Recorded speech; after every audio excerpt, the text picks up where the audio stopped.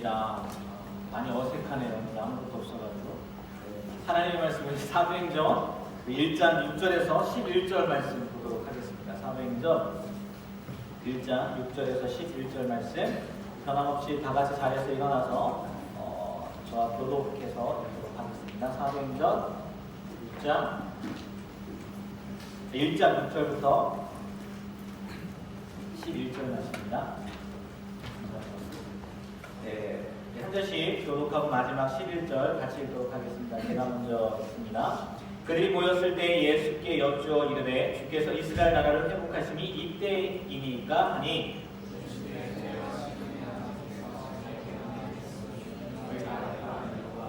오직 성령이 너희에게 임하시면 너희가 권능을 받고 예루살렘과 온 유대와 사마리아와 땅끝까지 이르러 내 증인이 되리라 하시니라. 이 말씀을 마치시고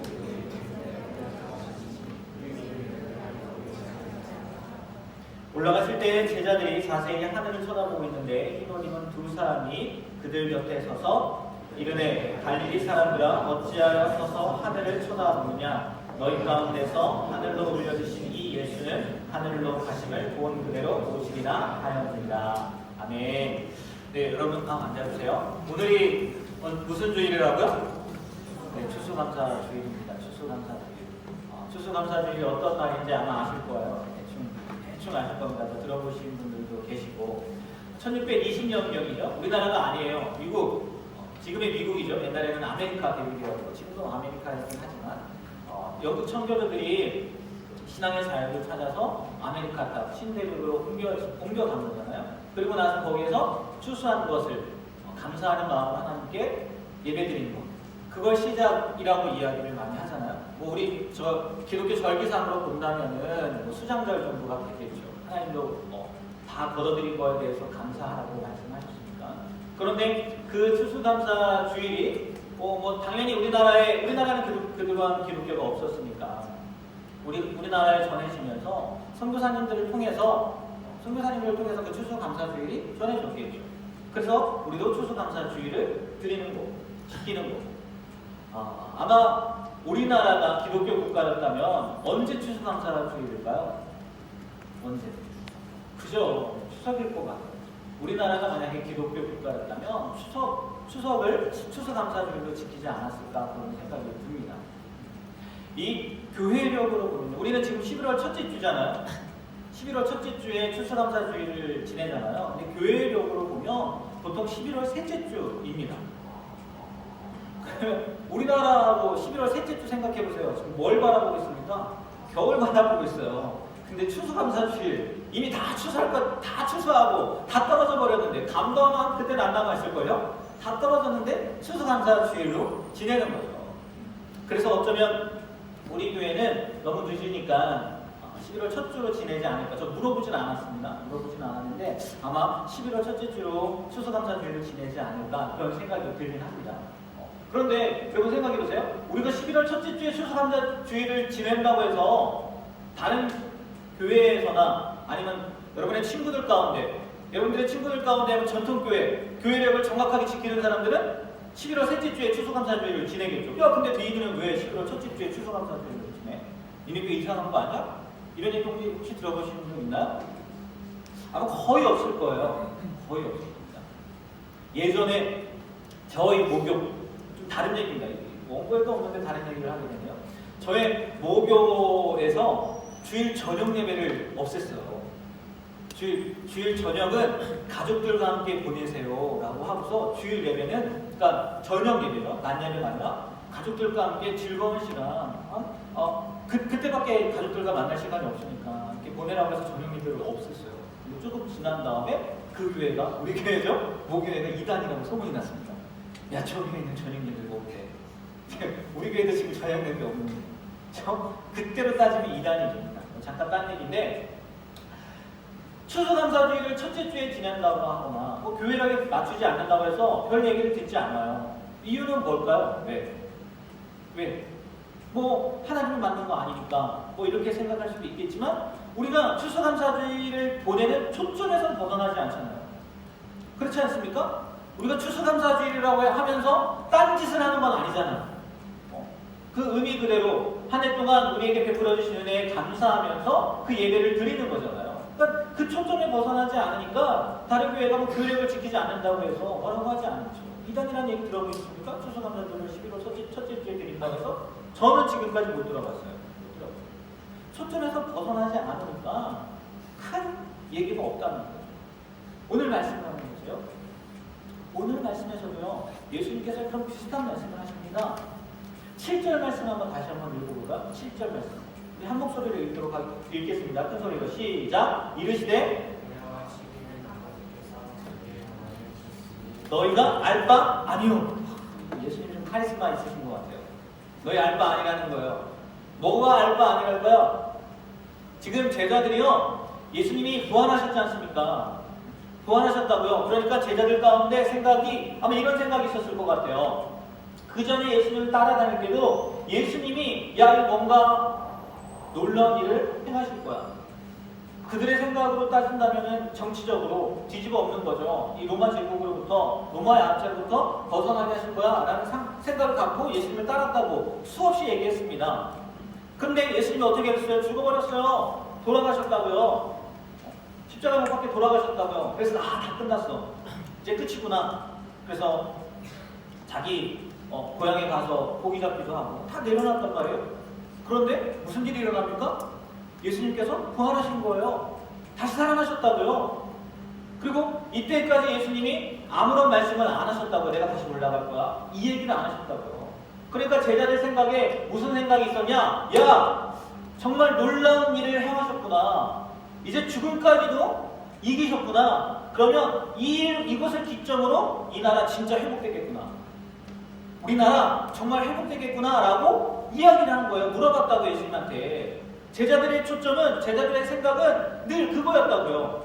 그랬더니 예수님이 뭐라고 해요? 그 회복되는 시기 때 뭐랍니까? 알 바 아니라는 거예요. 니들 알 바 아니야. 그게 초점이 아니라는 거죠. 그게 중요한 게 아니라는 거죠. 그러면서 뭐라고 말씀하세요?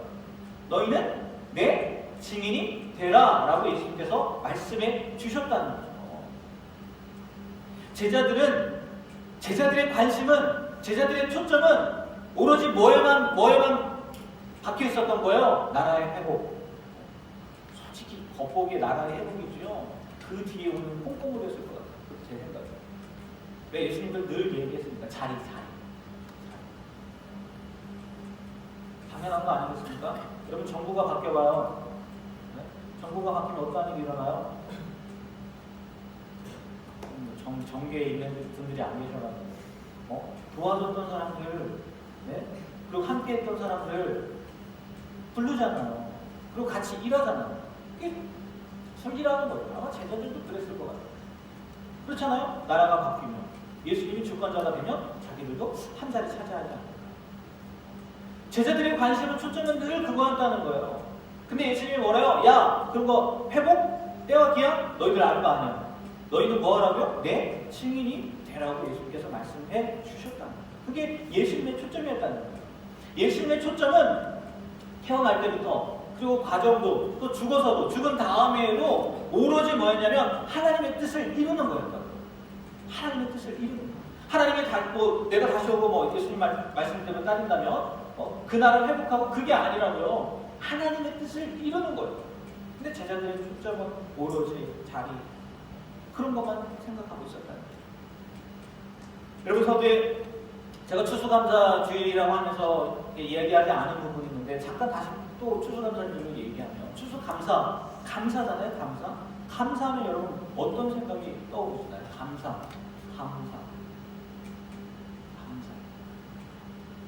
보통 이런 생각, 이게 감사에 대한 얘기들을 하다 보면 아마 여러분들이 많이 들은 얘기들을 제가 지금부터 할 것 같아요. 첫 번째, 이런 얘기를 할 겁니다. 없는 것에만 집중하면 감사할 수 없습니다. 그런 얘기 안 들어보셨나요? 우리가 감사하려면 없는 것에 집중하는 게 아니라 뭐요? 지금 있는 것, 주어진 것, 그런 것들을 생각하면 우리가 감사할 수 있습니다. 맞죠? 맞아요. 우리가 없는 것만 생각하면요, 불편만 생깁니다. 이것도 없고 저것도 없고. 때문에 있는 것을 생각하면 이것도 있고 저것도 있고 감사하게 되는 거죠. 보통 감사 얘기를 하면 이런 이야기들을 합니다. 또 하나는 뭘까요? 비교하지 말라고 얘기해요. 비교하면 감사가 없습니다. 비교하다 보면 남들보다 없으면 어떻게 해요? 야, 저 사람은 저것도 있는데 지금 나에게 있는 것에 감사하지 못하고, 야, 저 사람은 저것도 있는데 난 이것도 없네? 불평하게 되고 불만을 내세우게 된다. 만약에 남들과 비교해서 좀 더 있어봐요? 그걸로 인해서 감사하지 않아요. 그걸로 인해서 감사할 것 같아요? 아니요. 교만해져요. 난 이런 것도 많이 없습니다. 그걸로 인해서. 그리고요, 그걸로 인해서 감사한다는 거는요, 정말 웃긴 거잖아요. 그렇지 않습니까? 남들이 없어서, 남들이 없는 건데 난 있어. 그래서 그것 때문에 감사해. 진짜 이기적인 거 아닙니까? 그래서 남들과 비교하면 안 된다고 이야기합니다. 감사에 대해서 얘기해요. 또 하나는 뭐가 있을까요? 이런 얘기들도 많이 들어보셨을 거예요. 감사는 습관입니다. 감사는 습관이에요. 성경에도 범사에 감사하라고 하지 않았습니까? 범사에 감사한다는 얘기가 뭐예요? 모든 일에 감사한다는 거잖아요? 모든 일에 감사하려면 어떻게 해야 돼요? 정말 감사가 습관이 돼야 된다는 거죠. 이것도 감사, 저것도 감사. 정말 습관이 돼야 된다는 거예요. 세 가지 제가 지금 말씀드리고 나면 여러분들 한 번 정도 다 들어보셨을 거예요. 그리고 틀리지 않아요. 맞아요. 맞다고요. 정말 맞아요. 우리가 없는 것에 집중하다 보면 감사할 수 없는 거고요. 남들과 비교하다 보면 감사할 수 없는 거고, 그리고 감사가 습관이 되어야지 늘 감사할 수 있는 거거든요. 맞아요. 그런데 저는 여기 한 가지 추가적으로 여러분들도 아시겠지만 다시 한번 짚고 넘어갔으면 좋겠어요. 진정한 감사요. 진정한 감사의 초점은요, 구원의 은혜를 깨닫는 것입니다. 진짜 감사요. 그게 뭐냐? 구원의 은혜를 깨닫는 것부터 온다는 거예요. 진짜 감사가 뭐라고요? 구원의 은혜를 깨닫는 것부터 온다는 거예요. 왜 제가 이런 말씀을 다시 드리게 됐느냐? 본질적인 거거든요. 저의 아내와 대화하는 가운데, 그리고 그 대화와 지난 수요일날 제가 설교를 하게 된 오바다서를 가지고 설교를 했는데, 그 설교를 하면서 이게 접목이 돼요. 오늘 여러분에게도요, 우리가 사도행전을 읽었지만 또 추수감사주일에 맞아서 그렇게 좀 붙여서 이렇게 말씀을 드리고 싶습니다. 제 아내랑 무슨 얘기를 했냐면, 어떤 목사님 얘기를 했어요. 그 목사님은 장애를 가지고 있어요. 장애가 있는 거죠. 근데 그 목사님이 설교 가운데 그랬다는 거예요. 여러분, 내가 그냥 빗대어서 그냥 얘기를 하는 겁니다. 제가 흉내를 내요. 여러분, 사람들이 흔히 그런 말 하지 않습니까? 팔 하나 없는 사람, 다른 팔이 하나 있고 두 다리가 멀쩡하고 건강하고 그래서 감사할 조건이다 라고 얘기하지 않습니까? 그런데요, 솔직히 여러분, 저는 감사할 수 없습니다. 지금 당장 손 하나가 불편하니까, 없으니까 난 감사할 수 없습니다. 그랬다는 거예요. 사람들이 흔히 얘기하잖아요. 어떤 것이 불편하거나 어떤 것이 없으면 조금 전에 얘기했던 것처럼 있는 것들, 이렇게 많은 것을 가졌는데 그걸 생각하면 감사할 수 있는 거 아닙니까? 라고 하지만 자기는 감사할 수 없다는 거예요. 왜? 지금 당장 불편하다는 거예요.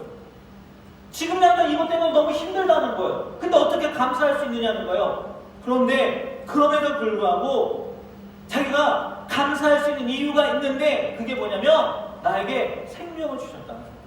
다시 말해서 내가 구원받았다는 거예요. 내가 하나님의 자녀가 되었다는 걸 생각하면 그게요, 정말 감사할 조건이라는 거예요. 그 이유가요, 오바돼서 말씀과 연장돼서 말씀드립니다. 그분의 이야기는 아니지만 제가 그분의 마음을 생각하면서 여러분들에게 한번 표현을 해드립니다. 오바돼서 말씀을 보면요, 오바돼서, 여러분 들어보셨나요? 구약 오바돼서? 오바냐. 발음도 어려워요. 오바냐. 들어보셨나요? 여러분 한번 읽어보셨나요? 뭐 일독한 사람들은 뭐 읽어보기도 했겠지만 1장밖에 없어요. 구약이 39권이지 않습니까? 거기에 한 장밖에 없어요. 그리고 21절까지밖에 없어요. 진짜 짧은 거죠. 근데 이 오바다서는 어떤 말씀이냐? 에돔에 대한 심판 예언이에요. 에돔이라는 나라에 대한 심판을 예언한 책이란 말이에요. 여러분, 에돔이 어떤 나라인지 아세요? 에돔. 성경을 좀 보십시오. 성경을. 에돔 모르세요? 에돔. 그럼 에서는 아십니까? 에서. 네, 에서. 야곱과 에서. 네. 아, 에서는 알아도 진짜 다행이네요. 야곱과 에서가 형제죠? 네, 누가 형입니까? 네, 에서가 형이에요. 둘은 쌍둥이였습니다. 네, 둘은 쌍둥이였는데 에서가 형이잖아요. 이 에돔이 누구냐? 에서의 후손이란 말이에요. 에서의 후손이라고. 그런데 오바댜서에 그 에돔 족속에 대한 심판에 대해서 기록을 해놨단 말이에요. 왜 심판했을까요? 왜? 네. 오바댜서 1장 10절부터 14절 말씀 준비해놨습니다. 한번 저랑 같이 한 절씩 교독해서 쉬운 성경입니다. 교독해서 한번 읽을게요. 제가 먼저 읽겠습니다. 너는 내 친척 야곱에게 폭력을 저질렀다. 그러므로 내가 부끄러움을 당할 것이며 영원히 멸망할 것이다.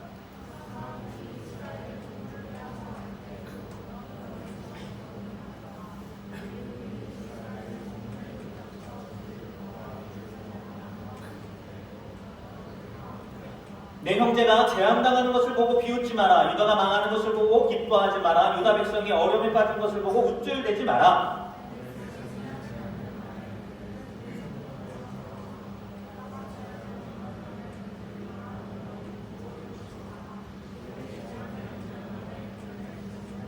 (14절) 함께 있습니다. 도망하는 사람들을 죽이려고 갈림길에 지키고 서 있지 마라. 재앙을 만난 날에 살아나는 사람들을 사로잡지 마라. 네. 마라 하지만 이 사람들이 그렇게 했다는 거예요? 안 했다는 거예요? 했다는 거예요. 성경에도 나와 있죠. 쉬운 성경에 너는 내 친척이랍니다. 친척이에요. 근데 지금 이스라엘이 바벨론에 의해서 핍박당할 때 이때가 지금 BC 이 배경이 BC 586이란 말이에요. 예루살렘이 멸망할 때란 말이에요. 남유다가 멸망할 때라고요. 그런데 에돔 족속은 형제 민족은 어떻게 돼요? 멸망할 때 옆에서 부추겼다는 거예요. 같이 핍박했다는 거예요. 그들을 도왔다는 거예요. 그래서 지금 에돔이 심판을 받는다는 거예요. 그럴만하죠. 형제 나라인데 도와주질 못할 망정, 아니면 피신하는 사람들을 안아주질 못할 망정, 바벨론과 한패가 되어서 같이 싸운다는 거예요. 힘들게 했다는 거예요. 그래서 하나님이 너희들 심판하겠다는 거예요. 에돔. 근데 그 다음 또 다른 말씀에 보면 그것뿐만이 아니라 에돔이 교만하거든요. 왜? 바벨론이란 자기들이 지금 쿵짝쿵이 됐어요. 그 당시에 강대국이 어디예요? 바벨론이란 말이에요. 역사적으로 보면, 세계사적으로 보면 바벨론이 강대국이란 말이에요. 그러니까 승승장구죠. 기세등등이죠. 그 강대국이 자기와 같은 편인데 내가 그 편에 붙었는데, 그러니까 하나님이 1장 3절 읽진 않았지만 띄워주시면 교만하거든요. 에돔이. 그래서 너의 교만 때문에 심판하신다는 거예요. 근데 이게 문제가 아니에요. 이게 문제가 아니라 이 심판이 21절까지밖에 없다고 했잖아요. 근데 그 후반부 말씀을 보면요, 에돔의 심판을 이야기하면서 뭘 얘기하냐? 이스라엘의 회복을 얘기하는 거예요. 남유다의 회복을 얘기하는 거예요. 이게요, 되게 열받는 거예요. 여러분은 당연히 그냥 받아들일지 모르겠지만 조금만 생각해 보면요, 하나님께서 에돔을 심판하시는 이유가 뭐냐면 그들의 행위 때문이란 말이에요. 그들의 교만 때문이란 말이에요. 그럼 이스라엘은 교만하지 않았을까요? 이스라엘의 행위는 에돔만큼 나쁘지 않았을까요? 아닐까요? 나쁘단 말이에요. 더 나쁘죠? 더 나빠. 왜? 그들은 하나님을 경험한 사람들 아니에요. 하나님을 만난 사람들 아니에요. 그리고 선지자들을 통해서, 지도자들을 통해서 이끌음 받은 사람들 아니에요. 그때 하나님을 뭐 한 거예요? 배반한 거예요. 그래서 어떻게 쓰면 하나님이요, 선지자들을 통해서 뭐라고 얘기해? 니들 음란하다고, 간음했다고. 여러분 생각해보세요. 여러분이 결혼을 했어요. 근데 내 남편이 다른 여자랑 바람이 났어요. 내 아내가 다른 여자랑 바람이 났어요. 볼 수 있어요? 성경에 그것도 용서하라고 했으니까 뭐 용서해야죠. 이렇게 하지만 당해보면 안 그럴걸요? 당해보면. 지금 하나님이 그 마음이라고요. 하나님이 그 마음이라고. 그런데 이스라엘은 뭐 한대요? 회복시켜 주신다는 거예요. 열받지 않아요?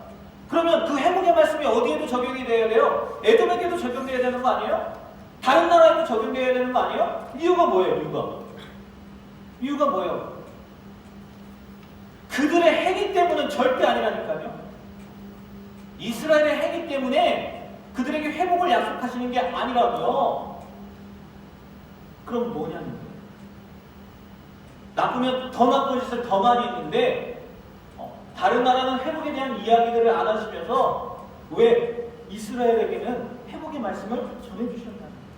왜?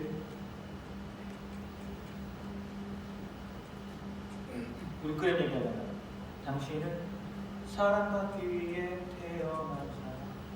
그럼 뭐예요? 에돔은 당신은 저주받기 위해 아니잖아요. 아니잖아요. 그들도 사랑받아야 될 사람들 아닐까요? 근데 말씀 가운데는 그 얘기가 없잖아요. 왜? 이유가 없어요. 이유를 모르겠어요. 저도 모르겠어요.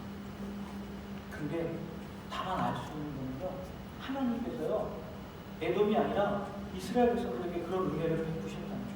무슨 얘기냐? 여러분, 구원 어떻게 받으세요? 구원 어떻게 받아요? 우리 구원 받아야 된다고 하잖아요. 구원 어떻게 받아요? 믿음으로 받죠. 행위로 받는 게 아니죠. 그죠? 행위로 만약 받는다고 했으면 이스라엘 백성은 못 받겠죠. 믿음으로 받는데 에베소서 2장 8절 9절 말씀에 보니까요, 그 앞에 이런 말씀이 있어요.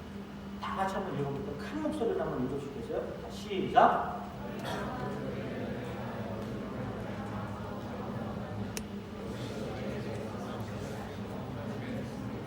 행위에서 난 것이 아니니 이는 누구든지 자랑치 못하게 합니다. 아멘. 믿음으로 말미암아 구원받는 건 틀림없는 사실인데 그 앞에 봤더니 무슨 말씀이 있어요? 하나님의 왜 그들이 선택되었는지, 왜 그들에게 회복을 약속했는지, 그리고 이방 나라에게는 왜 심판만 말씀했는지 그 이유는 모르겠어요. 정말 묻고 싶어요, 하나님한테. 이유는 모르겠는데 알 수 있는 건 뭐냐? 그들은 하나님의 은혜를 입었다는 거예요. 억울하죠.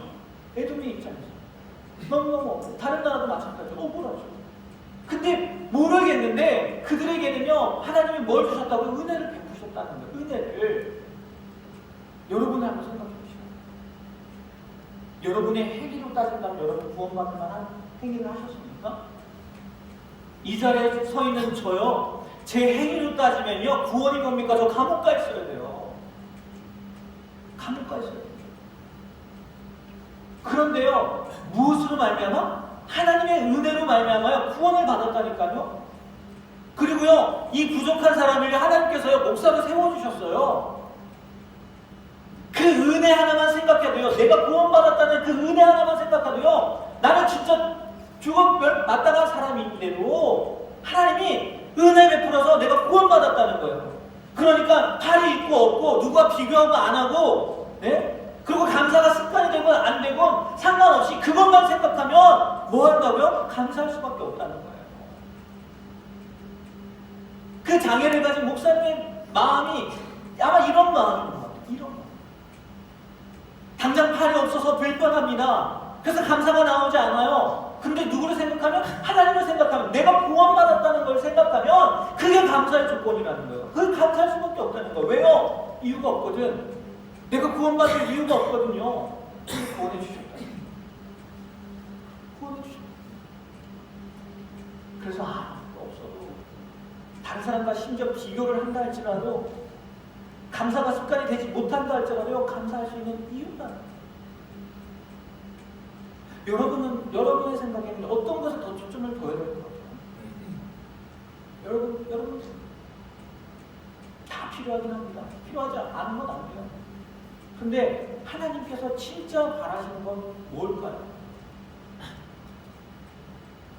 다시 이제 말씀으로 다시 반복해서 돌아와서 오늘 말씀 한번 생각해요. 예수님의 초점은요, 땅 끝까지 이르러 증인이 되는 거였어요. 그러나 제자들은 그것보다 회복의 때와 시기, 증인이 아니라 회복의 때와 시기, 감춰진 거, 자리, 그거에 초점을.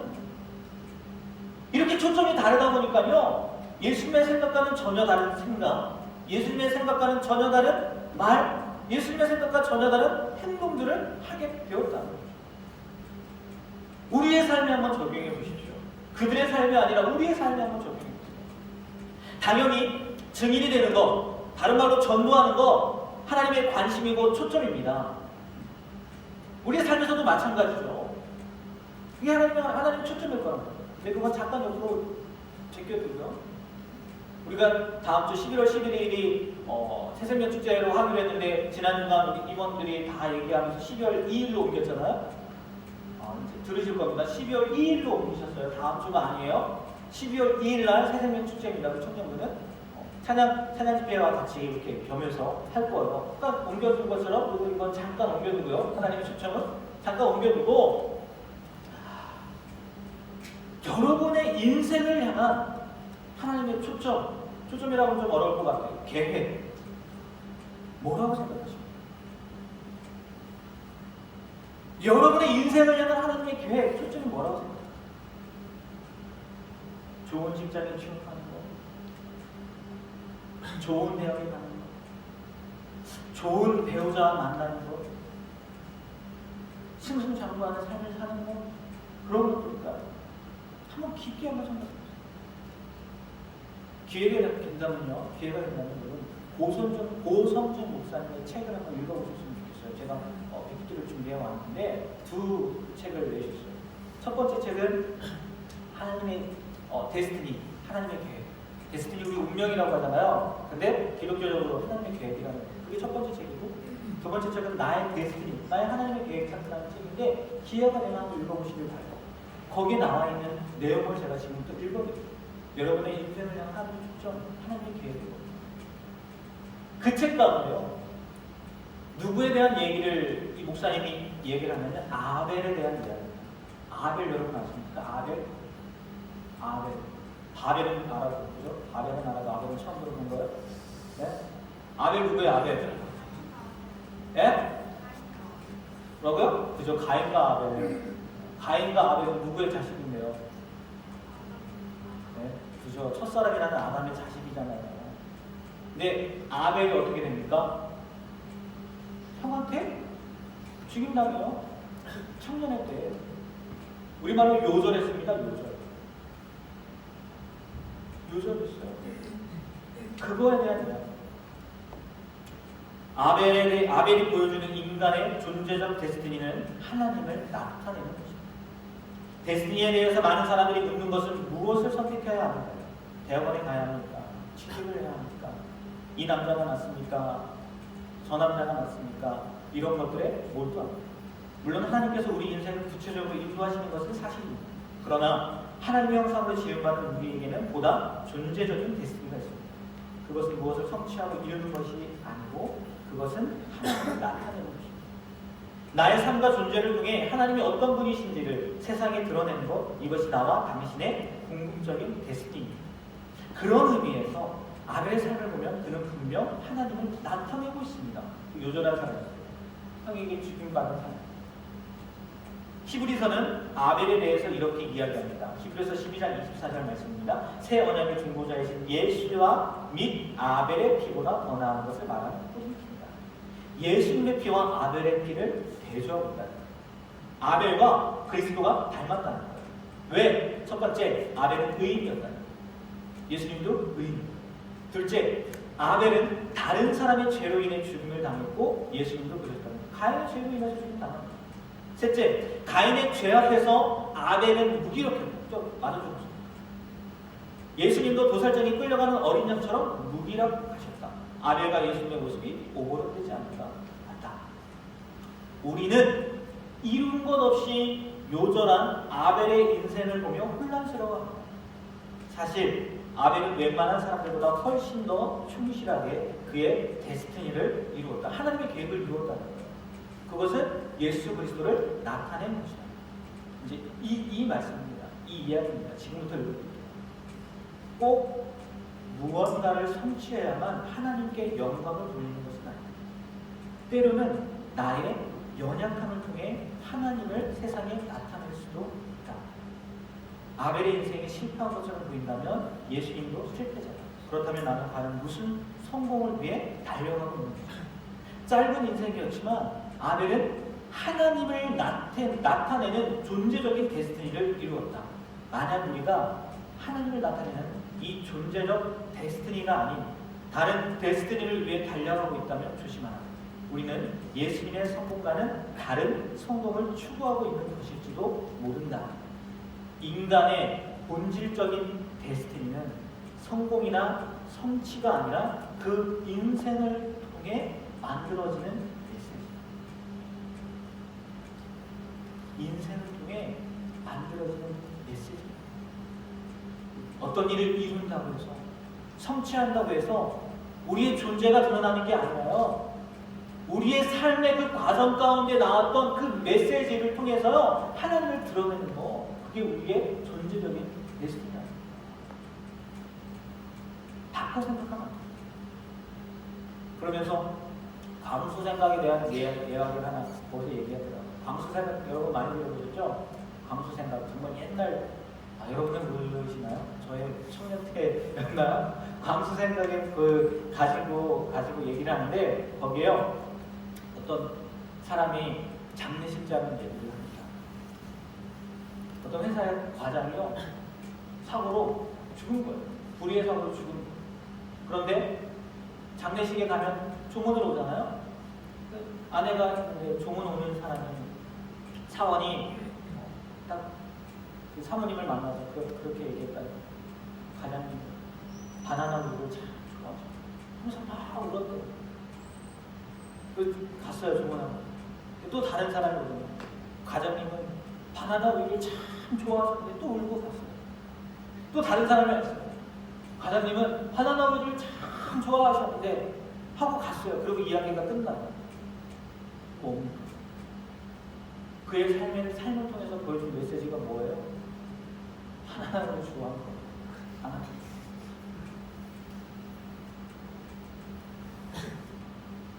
아벨의 삶과 죽음이 송파는, 그게 뭐였냐 봤더니요, 그는 삶에서 예배자로 살았다.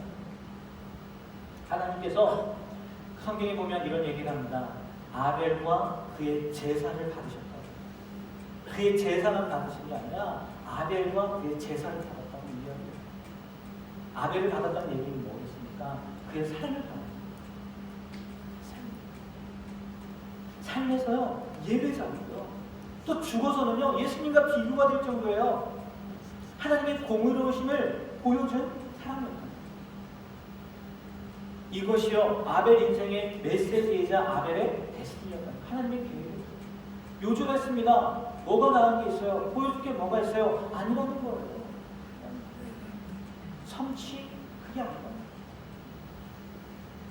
얼마나 오래 살았어요, 또는 얼마나 많은 것을 성취했느냐보다 더 중요한 것은요 여러분의 삶을 통해서, 아니 삶과 죽음을 통해서 세상에 남겨지는 메시지예요.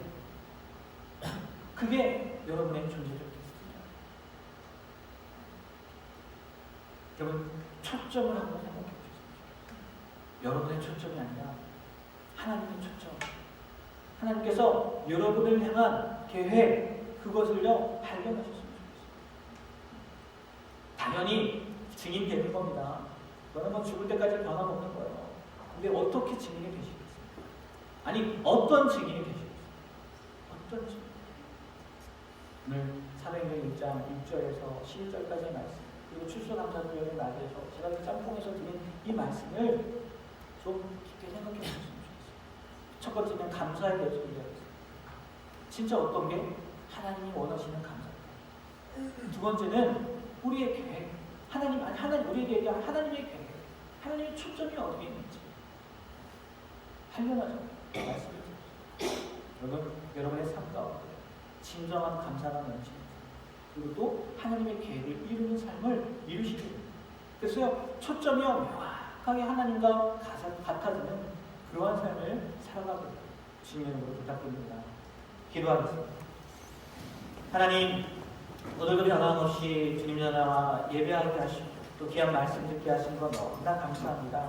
우리가 말씀을 듣는 것으로만 끝나지 않게 해주시고 그 말씀이 우리의 삶 가운데에서 이루어지는 그런 귀한 역사가 일어날 수 있도록 역사가 주시옵소서. 예수님의 이름으로 기도합니다. 아멘.